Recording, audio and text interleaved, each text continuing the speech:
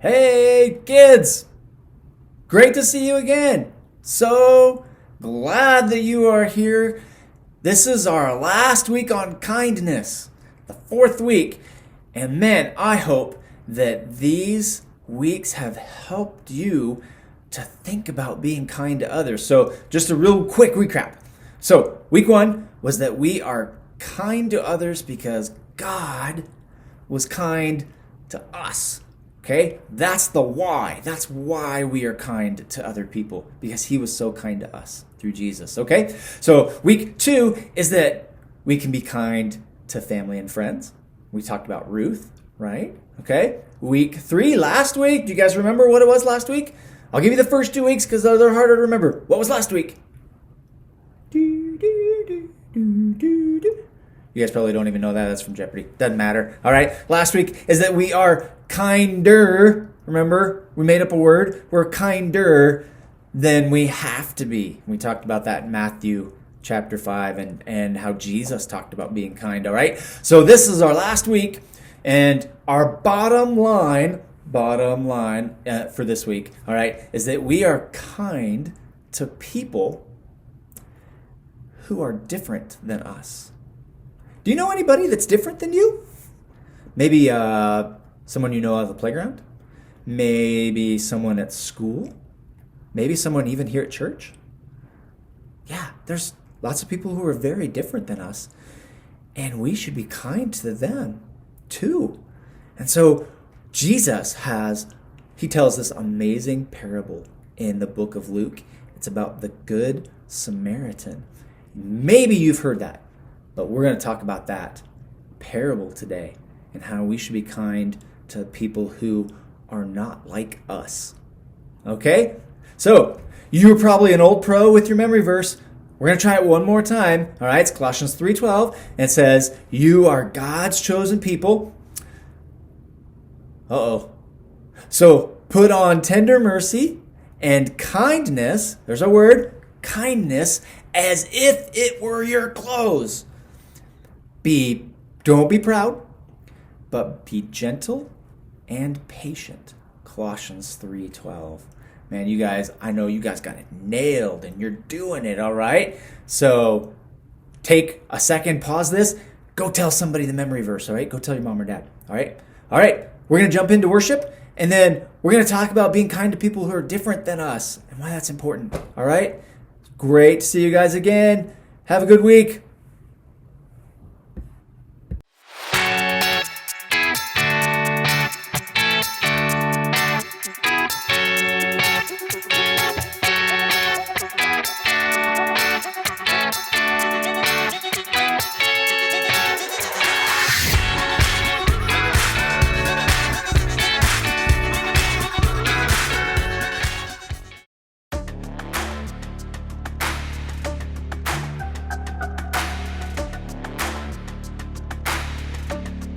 Just the facts of you and me.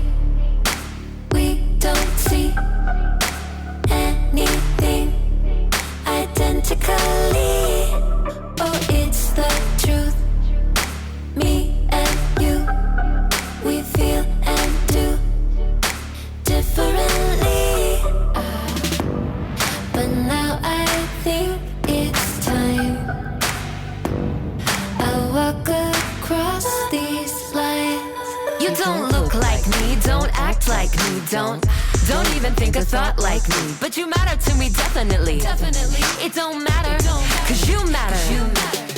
Kindness fits everybody. Everybody wants kindness. Kindness serves everybody. Everybody needs kindness. Kindness fits everybody. Everybody wants kindness. Kindness serves everybody. Everybody needs kindness. Why do we always run and hide? Pick our sides. Say we tried. Irrationally, we scream and shout. Get it out. We keep our doubts indefinitely. But now I think it's time We walk across these lines. You don't look like me, don't act like me, don't even think a thought like me, but you matter to me definitely. It don't matter, cause you matter. Kindness fits everybody. Everybody wants kindness. Kindness serves everybody. Everybody needs kindness. Kindness fits everybody. Everybody wants kindness. Kindness serves everybody. Everybody needs kindness. The world we want won't happen in our blindness. No, I'll do my part and meet you here with kindness. 2, 3, 4. You don't look like me, don't act like me, don't even think a thought like me, but you matter to me definitely. It don't matter, cause you matter. Kindness fits everybody. Everybody wants kindness. Kindness serves everybody. Everybody needs kindness. Kindness fits everybody. Everybody wants kindness. Kindness serves everybody. Everybody needs kindness.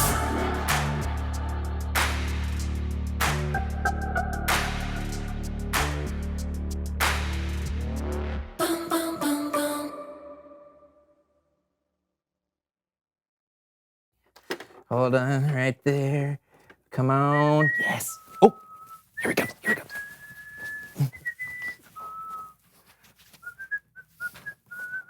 Oh! Woo!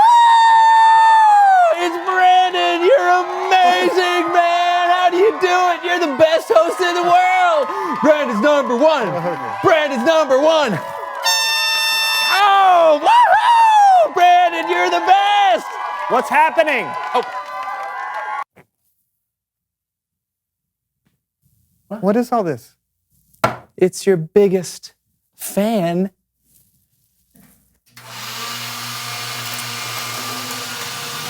Well, that's not supposed. No! No! Turn it off! Brandon, turn it off!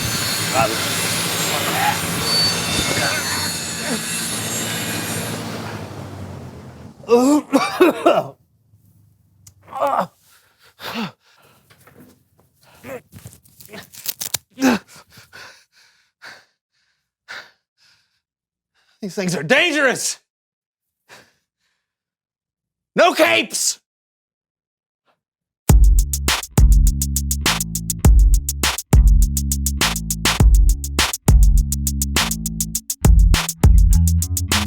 Hello, everyone. I'm Brandon. And I'm John. It's me. Welcome to the So-and-So Show. Yes, welcome. John, do you want to tell everybody why you're so excited? Can I?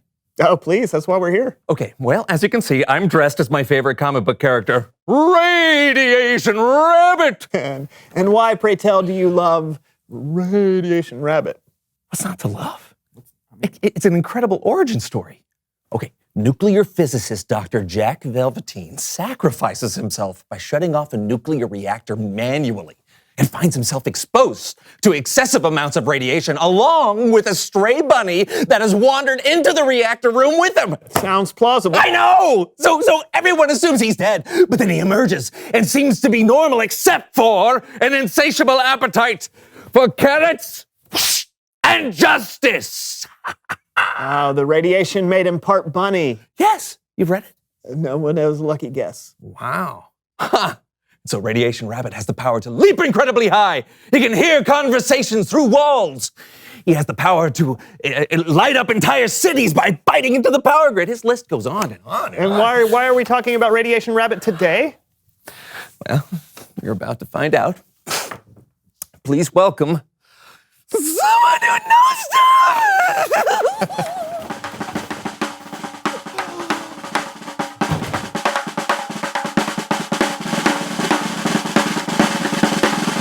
All right, come on in. Sure thing. Have a seat. Mr. Freedom. Slide on in there. How's it going? I'm your biggest fan. Okay. Thanks. Tell us who you are and what you know. I'm Ross Freedom, and I design and write comic books. Not just any comic book. You are the creator of the most incredible comic book character ever, Radiation Rabbit. I'm glad you like it. I like him. Like him. I don't know what I would do without him.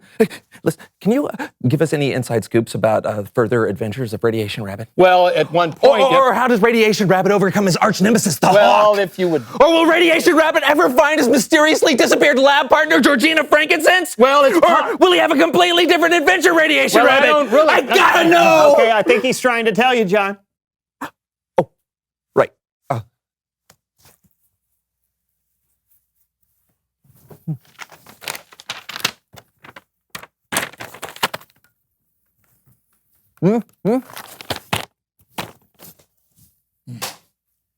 I think you're going to be really excited about this. Radiation Rabbit is going to, once and for all, become Robot Rabbit. Dr. Jack Velveteen finds a cure for his radiation and chooses to retire from crime fighting in an assisted living community for former superheroes in Sarasota.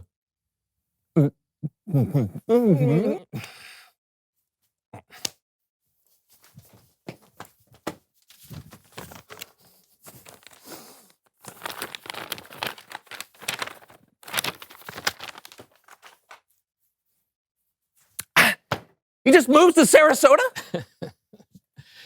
Yes, but while there, he teams up with former crime-fighting cohort, the Unmeltable Snowman. And they create Robot Rabbit in an impromptu lab they made in the rec center. Robot Rabbit is it's just a robot? Well, he's not just a robot. He's a rabbit robot. So no more Radiation Rabbit? Nope. But I really think you'll love Robot Rabbit. I've read Radiation Rabbit my whole life. How could you do this? I felt like it was time to create something different. Nuclear mutants are old news. Artificial intelligence is really the wave of the future. It's the kind of change the comic needed. I don't like change. Well, it'll be a little different, but you'll adjust to the... I don't like different things. Things should be the same. Always, always, always. No. The bunny. Is he always... No, he's fine. He's fine. This happens at least twice a week. So, thanks for coming on the show. All righty then. Okay.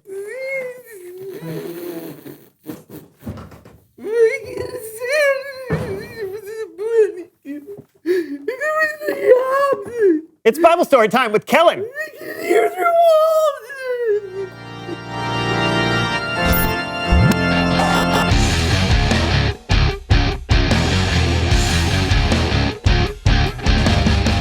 Hey, gents. Hey, Kellen. Oh, wow. Are you Radiation Rabbit? Yeah. One of my absolute favorites. Yeah, mine too. Aw, why are you so down? He just met the creator. You got to meet Ross Freedom? Yeah. Was it incredible? Not really. He's changing Radiation Rabbit into something different. Oh, man, that's disappointing. And also a little exciting. No, Kellen, it's a mockery. You got a story for us today, Kellen? I sure do. And you can find this story in the book of Luke. And here to help me tell it are my kid friends with another edition of... Kidspective. A religious leader came up to Jesus and asked him a question. Teacher, what must I do to receive eternal life? Jesus asked him, what is written in the law? Love the Lord your God with all your heart and with all your soul. Love him with all your strength and with all your mind. Oh, and love your neighbor as you love yourself. Jesus told him he should do that. He should love God and love his neighbor. But the man wanted to make himself look good. So he asked another question. And who is my neighbor? That's when Jesus told this story. Someone was traveling on the road from Jerusalem to Jericho. I'm walking, and I'm walking on this here road from Jerusalem to Jericho, keeping an eye out for robbers. What? Who are you? How did you... How did you do... Please... Ow, that hurts. Oh, goodness. My head. Oh, my hand. Robbers attacked the traveler. He was hurt so bad, he was almost dead. I said he was almost dead. Oh, right.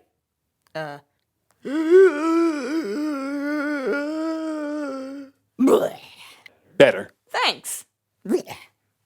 As he lay there, almost dead, a priest happened to be walking down the road. Walking. Oh. Yeah. Disgusting. Here, let's. That's better. The priest walked by on the other side of the road without helping. Then a Levite came by, someone else who worked in God's temple. And I'm walking. Okay, wow. Ew. Okay, no. See ya. The Levite walked by without helping too. Everything seemed kind of hopeless. Well, then a Samaritan came by. To the people Jesus was talking to, a Samaritan was considered to be an outcast. They were strange, different. They were enemies even. Would the Samaritan help? Walking. Help me. They got you good. Here, let's clean these wounds. What's that? It smells like olive oil and wine? That's how the story goes. I guess they were all out of hydrogen peroxide in Samaria. Huh. Here, let me put you on my donkey. And I'll take you to an inn where you can get some rest.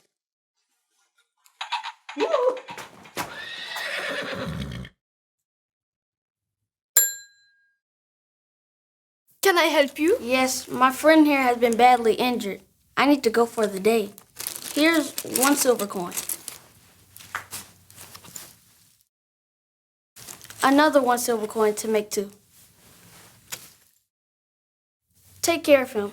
And if it costs any more than that, I'll pay you any extra when I get back. But of course, continental breakfast lasts until 10 a.m. Coffee and tea are complimentary. Help yourself. Thanks. When Jesus finished the story, he asked the religious leaders, "Which of the 3 do you think was a neighbor to the man that was attacked by the robbers?" The one who felt sorry for him? And Jesus told him, "Go and do as he did." The end. Wow. Amazing job, kids. Thanks. Anytime. Sure thing. My No problem. pleasure. All right. I'll see you guys later. Bye-bye. Farewell. Great story. Yeah, sounds like Jesus really surprised them with that ending. Yeah, Jesus did that a lot. The priest and the Levite seemed like they were the people that should help, but they didn't. It was the Samaritan who was different that actually was the good neighbor. I think this story teaches us that you can show kindness to anyone, even someone, and maybe even especially someone that is different from you. Thanks a lot, Kellen. Yeah, thanks. No problem. I'll see you all next time. Later. You know, Brandon, it's easy to be kind to people who are the same as us or people we're used to. It's a little bit harder to be kind to people who are different, like Robot Rabbit. Maybe I should give him a chance. Okay. But you know Robot Rabbit isn't a real person. It's just a character in a comic book, right? Reveal the question. How can you be kind to people who are different from you? I don't get along with my pet gerbil, Frank. He's really different from me. Maybe I can clean his cage more often. Not a person. Oh, well, then I don't get along with my second grade teacher, Mrs. Mabe. You keep in touch with your second grade teacher? Yeah, we're friends on the internet. Oh. She always posts cat memes, and I'm not really a cat person. Okay, well, most of us know people who are different than we are. What are some ways you can be kind to those people? Talk about it together. I guess I'm not really a gerbil person either. We'll see you next time on The So-and-So Show. Yeah, bye.